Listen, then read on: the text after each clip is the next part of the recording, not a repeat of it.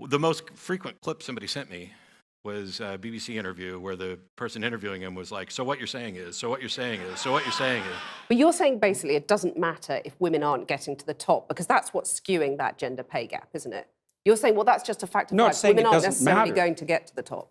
No, I'm not saying it doesn't matter either. You're saying it's a fact there are of multiple life. reasons for it. And even if I completely disagree with him about everything, which I don't, and even if I despised him, I despise that even more. So I won't be saying, so what you're saying is, if I have questions, I'll say, hey, does that mean this? Things that lead to clarification instead of straw-manning somebody when you come in clearly with an agenda. I actually don't believe in a God, and I could write But you act poetry. like you do. Huh? But you act like you do. That's why you didn't want to throw poor like... Sam off the stage. No, now you're making a claim. Okay, so I'm telling you I don't believe there's a God. And your response to that is, I really do, because I have a moral sense. But my moral sense is utterly without any appeal to a God. Explicitly.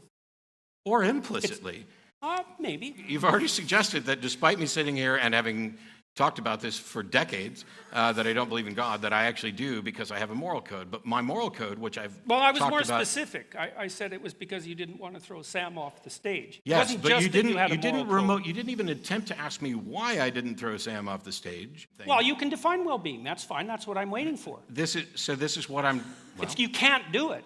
You can't define well-being. Well, then why should I try? I certainly can't do it if you keep telling me I can't do it. Okay, sorry. Okay, I'll back off. There's a... Go ahead. I'm all ears.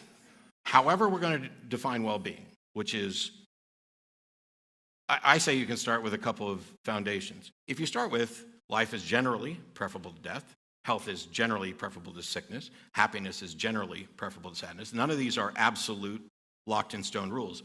From those things... Okay, so if you start with them. Yes, if you start... So you're not skeptical about those claims. Wow. Well, I'm asking. You know, I came out and said that I wasn't going to be trying to straw man you left and right. And now every time I say something, you're like, oh, so you're not skeptical about that. Well, I'm trying to... I haven't gotten No, sorry. I'm not trying to attack you. I'm trying to understand where your argument begins. Well, it seems odd that you would come out with, so you're not skeptical about that. Well, that's a question. While I'm on my skepticism tour, while I'm in mid-sentence to describe that these are the general foundations that you start with. Okay, that's what I was asking. Those are, okay, so, but what you're saying... Right, so you're saying, but you're Yes. saying, right, you're just saying that's the way it is. Is that what you're saying? You're saying that those are your starting positions. Those are the things that you accept. I'm saying they can be. Faith. No. Oh, you have a rationale for them. Yes. Let's hear it. You already have, but to say that I'm not skeptical about them is exactly the opposite of what I am. Because skepticism is about, I'm not going to accept something as true without good reason, and it's about being open to revision should there be evidence.